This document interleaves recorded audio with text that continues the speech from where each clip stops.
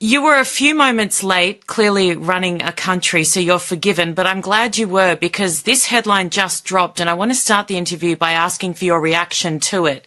It's on the Axios news site and it says, Scoop, Israel seeks 20-year military aid deal with US with America First tweaks. Is that correct? I don't know what they're talking about. My direction is the exact opposite. When I first became prime minister in 1996, I went to the U.S. Congress and we were receiving financial aid and military aid.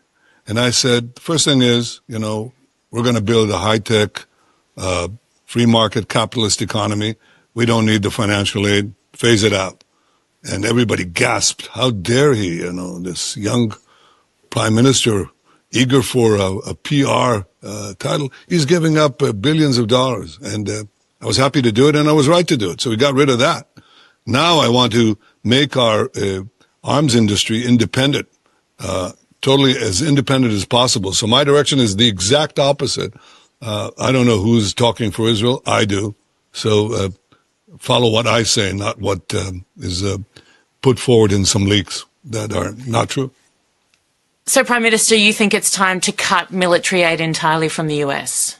I think it's time to assure that Israel is independent. Understand that our military aid is like a fraction, a tiny, tiny, tiny fraction of what the U.S. spent in Afghanistan or spent in the Middle East. It's tiny.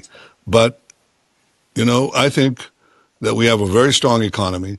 We have a very strong arms industry. And it's true that even though we get what we get, which we appreciate, 80% of that is spent in the United States. So it produces jobs in the United States.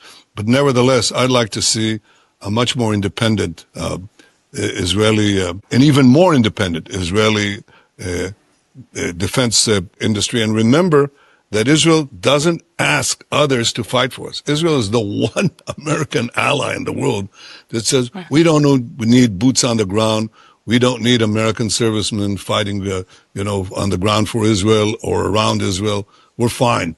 We fight our own battles, but in doing so, we also serve important American interests, like preventing countries that chant death to America from having nuclear bombs to throw at America, and so on. So my direction is independence. My direction is not greater dependence. My direction is greater independence. And I'll probably have something to say about that very soon. What's a realistic timeline for that?